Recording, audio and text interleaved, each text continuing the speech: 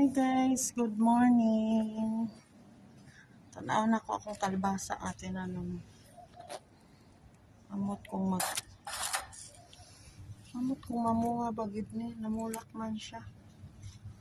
Ayan. Amot kong mo kuan man ni survive nga init man kaayo.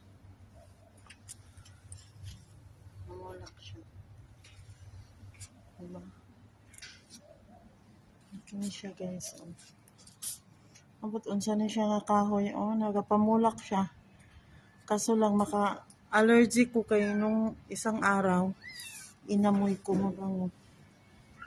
Mabango siya, kaso lang nagkalagnat ako at saka kuan ako yung sinipon. Allergy yata ako sa amoy. Kaso lang namamatay siya o pag malaki na.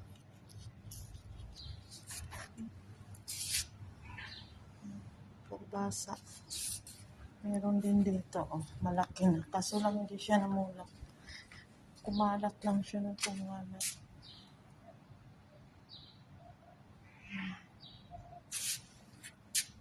Sa flower pot ko lang nilalagay. Nandito yung mga pusa kasi mainit. Hindi na makapasok sa duwan niya kaya nirepair na yung duwan niya, binago. Kaya dito sila sa labas. Ginawaan ko ng paraan na hindi sila mainitan. Gumawa ako ng yelo, ng maraming yelo, tapos nilalagay ko doon.